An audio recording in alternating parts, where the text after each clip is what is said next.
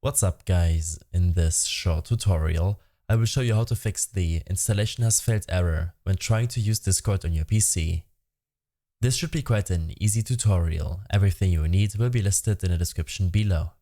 First, make sure that Discord is not running in the background. Exit out of the application in your system tray by right-clicking the icon and selecting Quit Discord. When this is done, right-click your taskbar to open up your task manager. Here in the Processes tab, make sure to end all Discord processes which could still be running in the background. In case you fail to end all of the processes, then you will not be able to resolve the error.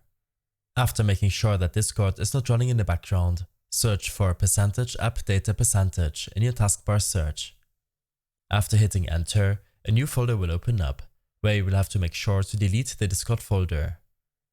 Make sure that you're in the App, Data and Roaming section of this folder. After deleting the Discord folder, navigate back to App Data in your folder to get to the local section. Here, make sure to delete the second Discord folder.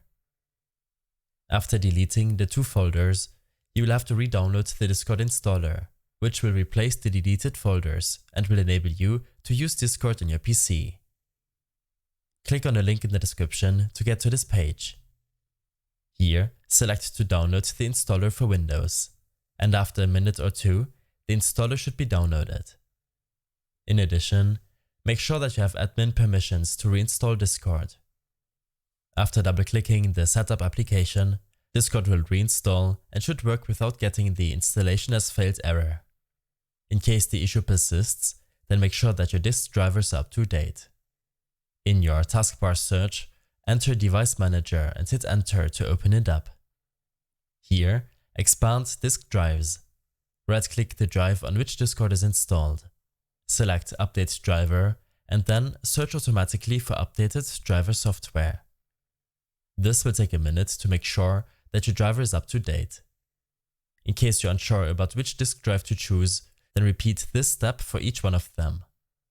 I will leave a guide in the description below in case you need more information on how to fix this error. I hope this helped you out. Leave a comment if you have any questions and see you in the next one.